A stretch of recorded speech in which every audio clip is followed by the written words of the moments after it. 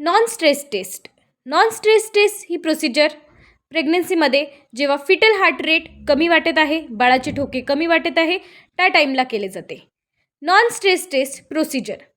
For this मदरला आपण left lateral पोझिशनमध्ये झोपवतो, म्हणजेच की give left lateral position to mother और we can give semi Fowler position to mother. After that left lateral position दिल्यानंतर आपण मदरला ॲबडोमेनला बेल्ट बांधल्या जाते. त्यानंतर मदरच्या हातामध्ये एक हँडल दिले जाते.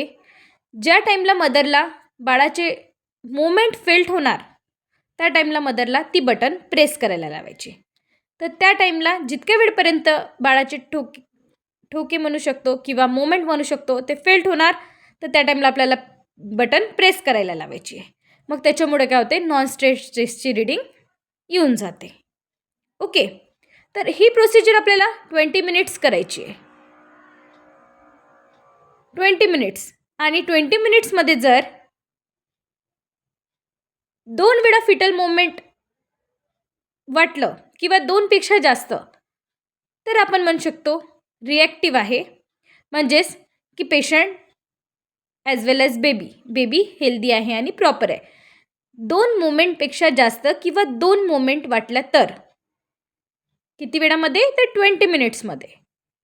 आणि जर 20 मिनिट्समध्ये 2पेक्षा कमी मोमेंट झाल्या किंवा मग आपल्याला काय करायचं आहे, आता 20 मिनिट आपण नॉन स्ट्रेस टेस्ट प्रोसिजर करत आहोत आणि 20 मिनिटपर्यंत जर ती प्रॉपरली होत नसेल, म्हणजेच की मोमेंट प्रॉपरली येत नसेल, तर मग आपण काय करायचं, तर त्या टाईमला अजून 20 मिनिट्स आपल्याला मदरला त्याच पोझिशनमध्ये झोपायचं आहे आणि फिटल मोमेंट फील करायला लावायचे आहे मदरला. आणि जर फिटल मोमेंट आली तर हे बेल्ट म्हणजे हे बटन प्रेस करायचे आहे. ओके.